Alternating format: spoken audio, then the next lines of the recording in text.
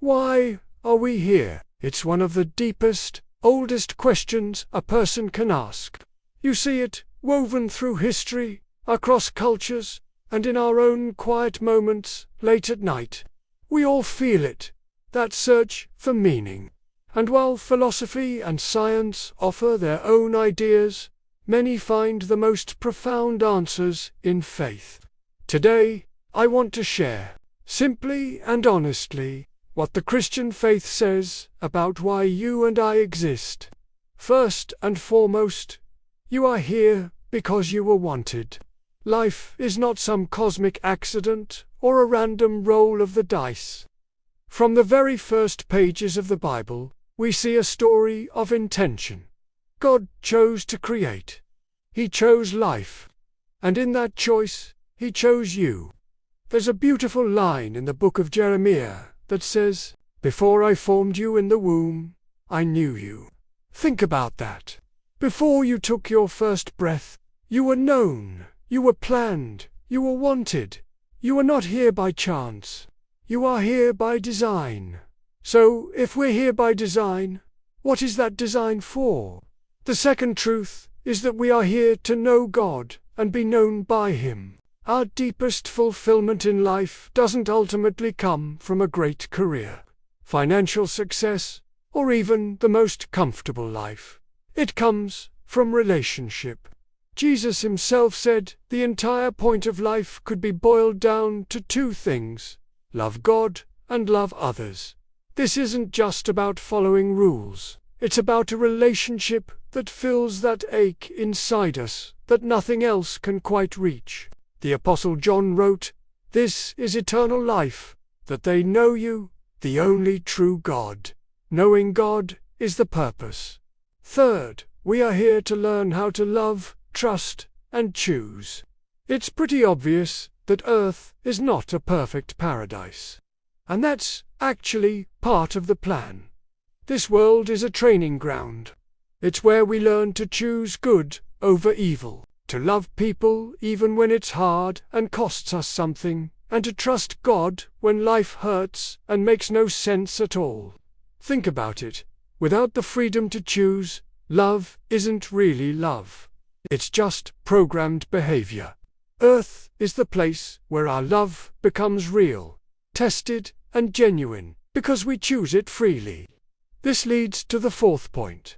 We are here to grow through our struggles.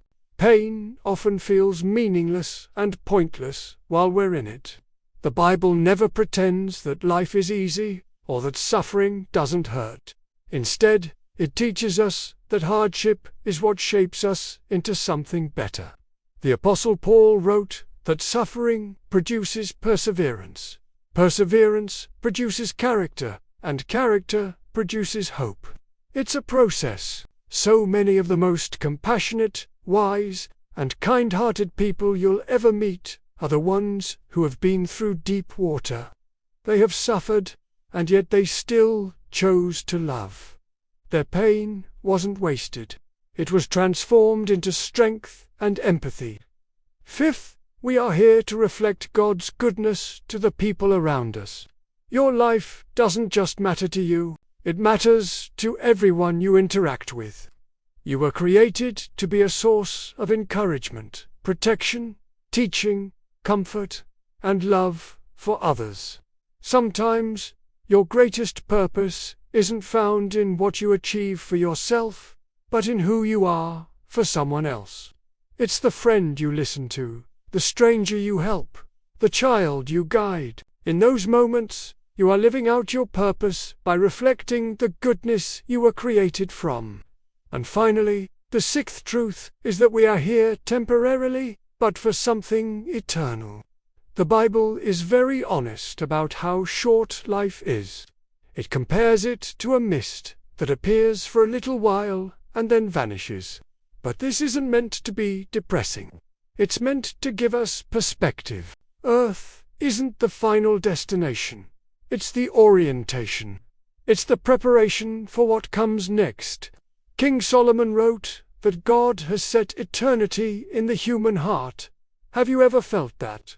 That deep longing inside you for something more? a longing for permanence, for true justice, for a peace that this world can't seem to offer. That feeling isn't an accident. It's a compass, a hint of where we are ultimately headed. So, to put it all together in one simple idea, we are born to know God, to learn how to love, to grow through the journey of life, and to prepare our hearts for the eternity that awaits. It's a purpose that's bigger than our daily problems, but lived out in our smallest choices. It gives meaning to our joys and our sorrows. Thanks for taking the time to explore this with me today. If this resonates with you, be sure to follow for more.